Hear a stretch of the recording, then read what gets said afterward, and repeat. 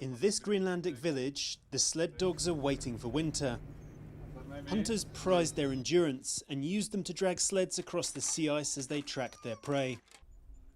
But with the Arctic region warming twice as fast as the rest of the planet and sea ice patterns becoming more irregular, there are doubts about the future of this tradition. Many here now hunt and fish from boats for longer.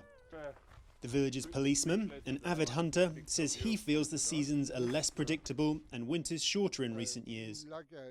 But for him, nothing can replace the dogs. Almost anything with a motor, if you understand. It's noisy, right?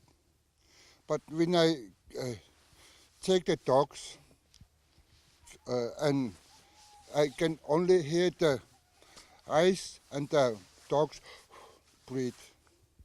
Silence, that's why. His fears aren't unique.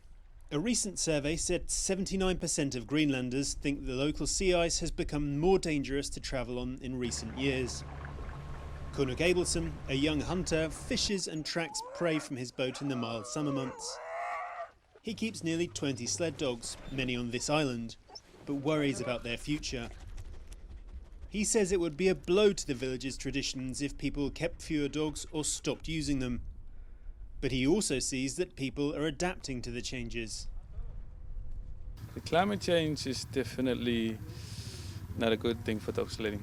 It's just downhill. But it gives us also other possibilities to fish, mostly, to go hunting with the boat all year round. There are more people doing it. Like Abelson, most of Kulusuk's inhabitants are Inuit, an indigenous people tracing their origins back to Central Asia. They used sled dogs for hunting seal, polar bears and whales for centuries. But the role of the sled dogs is changing, with sledding popular with tourists and for racing. Just a backpack. So this researcher believes the dogs will have a place here, at least in the short term. Yeah. It's actually not just a matter of hunting anymore. It's transforming with life that is transforming and developing here in Greenland. So there is a lot of adaptation and resilience that is typical of Inuit people that is also kind of really reflected on the way they perceive dogs, they use dogs.